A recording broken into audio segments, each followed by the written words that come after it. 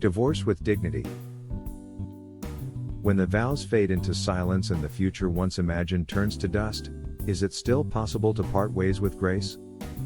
In the stillness of a monastery, where silence speaks louder than words and impermanence is embraced, the end of relationships is not seen as failure but as transition.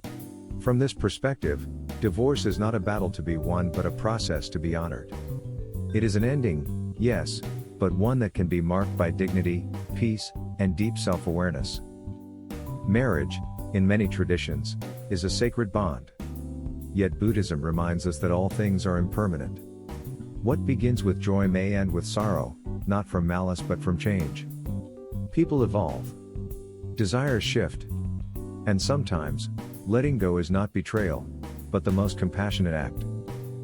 A monk views conflict not as a fire to extinguish, but as a mirror reflecting our attachments, fears, and ego. Divorce, then, becomes an opportunity, a sacred moment to practice mindfulness, compassion, and non-attachment.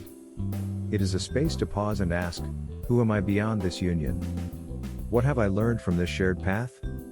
What can I release to walk forward with clarity? The Buddha taught that suffering arises from clinging.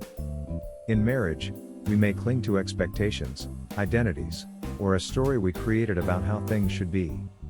When these illusions dissolve, we feel pain, not because love failed, but because we held too tightly to a version of it. Letting go, then, is an act of liberation, not loss. In approaching divorce with dignity, communication becomes an offering. Speak not to win, but to understand. Listen not to respond, but to honor. Bring the same reverence to the end that you once gave to the beginning. If children are involved, let them see not bitterness, but courage and kindness. Show them that endings, too, can be gentle.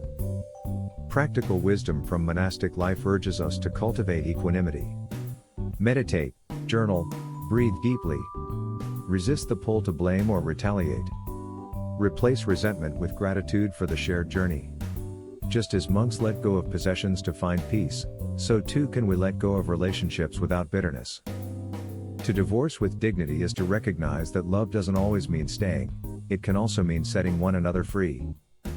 If your marriage is nearing its end, ask yourself, how can I close this chapter with wisdom, compassion, and peace?